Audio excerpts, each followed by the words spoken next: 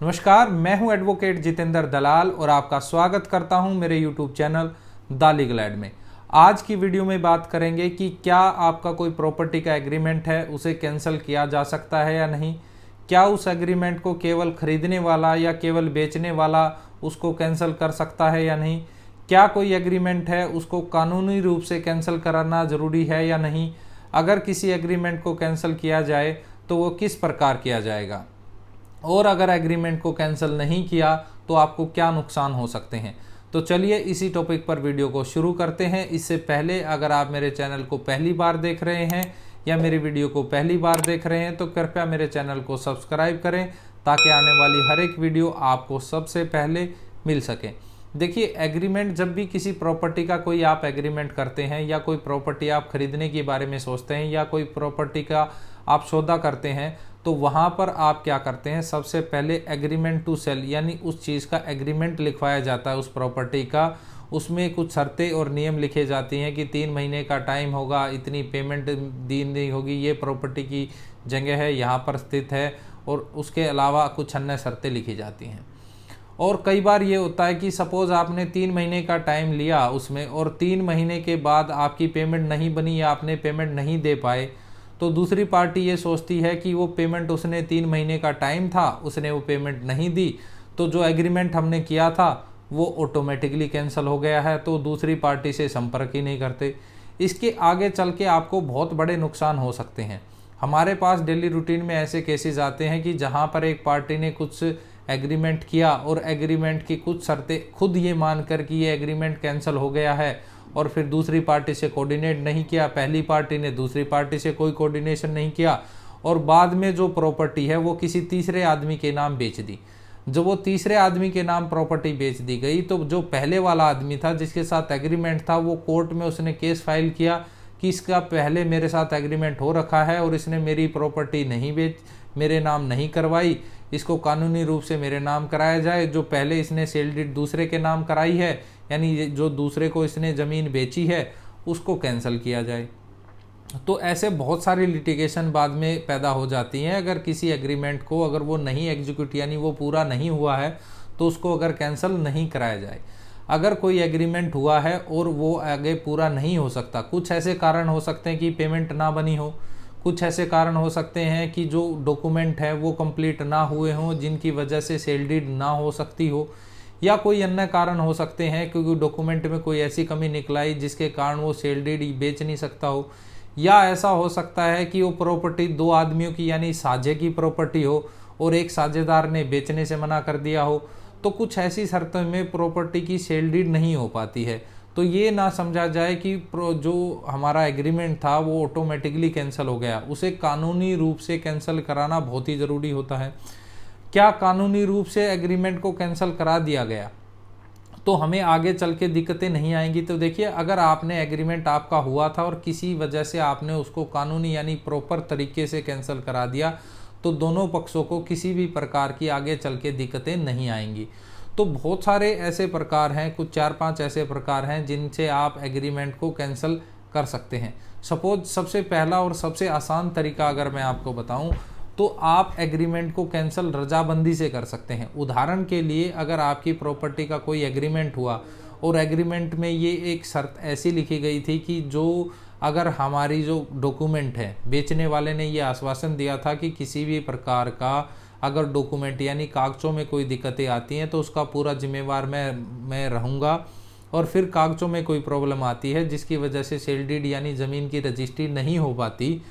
उस कंडीशन में आपको दोनों पक्षों को बैठकर रजाबंदी से उस एग्रीमेंट को कैंसिल करा लेना चाहिए।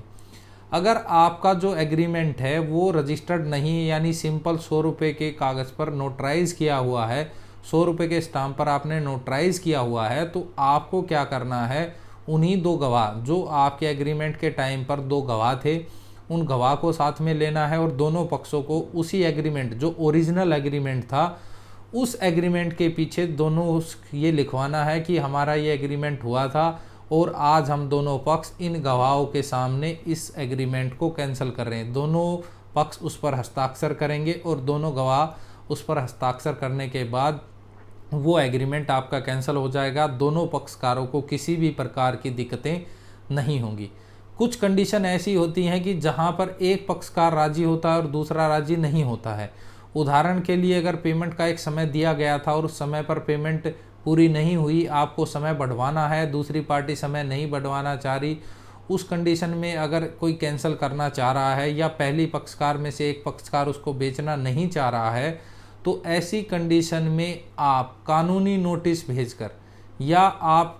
किसी भी प्रकार का केस कोर्ट में डालकर, यानी अगर आप किसी को जो एग्रीमेंट आपके सामने साथ हुआ है उस एग्रीमेंट को कैंसिल कराना चाहते हैं, तो कोर्ट नोटिस भेजकर और उस नोटिस को आपको न्यूज़पेपर में भी पब्लिश कराना है, ये करके आप कैंसिल कर सकते हैं। या फिर अगर ऐसा कुछ कंडीशन उत्पन्न हो गई है कि आप उसको नोटिस नहीं भेजना चाहते या नोटिस का कोई औचित्य नहीं बनता, तो वहाँ पर आप कोर्ट में वाद डालकर यानी केस डालकर भी आप उस एग्रीमेंट को ख़त्म कर सकते हैं।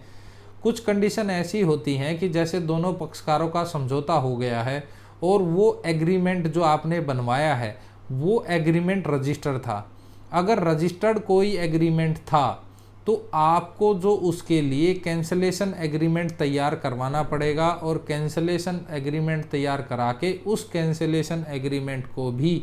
आपको रजिस्टर कराना पड़ेगा।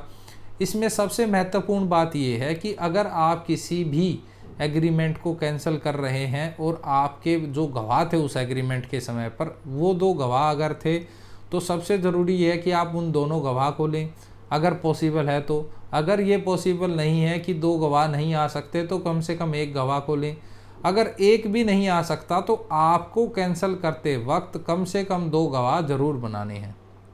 ताकि भविष्य में जाकर कोई भी पक्षकार दूसरे पक्षकार के खिलाफ यानी आपस में एक दूसरे के खिलाफ कोई भी वाद विवाद यानी कोई केस मुकदमा ना डाल सकें, कोई आगे चल के विवाद ना हो। अगर आपका कोई एग्रीमेंट आपने किया है और वो किसी भी कारणवश पूरा नहीं हो सका, चाहे पेमेंट का इशू रहा हो, कागज़ों का इशू रहा या कोई अन्य कारण रहा हो, तो आपको उस एग्रीमेंट को कैंसिल ज़रूर करा लेना चाहिए। ये आपके लिए बहुत ही आवश्यक है, क्योंकि अगर आपने कैंसिल नहीं कराया और किसी पक्षकार के मन में किसी भी प्रकार का कोई विवाद या आगे कुछ विचार आता है तो वो उसको केस डाल सकता है। तो उस सभी प्रकार के वाद विवाद से बचने के लिए अगर आपका कोई एग्रीमेंट हुआ है और उसको आगे उस एग्रीमेंट के बिहाफ पे सेल डीड नहीं हुई है और आप उसको कैंसिल करना चाहते हैं या आपने समझा कि वो कैंसिल हो चुका है, तो भी आपको उसको कानूनी रूप से, अगर रजिस्टर है तो रजिस्टर कैंसिलेशन एग्रीमेंट बना के, अगर रजिस्टर कैंसिलेशन नहीं बन पा रही हो, आपका अनरजिस्टर्ड है यानी सिंपल नोटराइज किया हुआ एग्रीमेंट है, तो सिंपल आप उसके पीछे लिख के भी आप उसको कैंसिल करा सकते हैं। और अगर आपने, सबसे अच्छा तरीका यह है कि आप रजामंदी से करें। अगर रजामंदी से नहीं हो रहा है तो आप कानूनी नोटिस देकर आप उस एग्रीमेंट को ख़त्म कराएं। लेकिन एग्रीमेंट को अगर हुआ है और वो अगर पूरा नहीं हुआ है तो उसको कैंसिल कराना बहुत ही ज़रूरी है। ऐसी वीडियो पाने के लिए आप मेरे चैनल को सब्सक्राइब करें। अगर आप मेरे चैनल पर नए हैं या आप मेरी वीडियो को पहली बार देख रहे हैं तो कृपया मेरे चैनल को सब्सक्राइब करें, ताकि हर एक आने वाली वीडियो आपको सबसे पहले मिल सकें। अगर आपको मेरी वीडियो पसंद आई हो तो कृपया इसे अन्य लोगों तक भी शेयर करें, ताकि लोगों को ये जानकारी मिल सके। जय हिंद, जय भारत।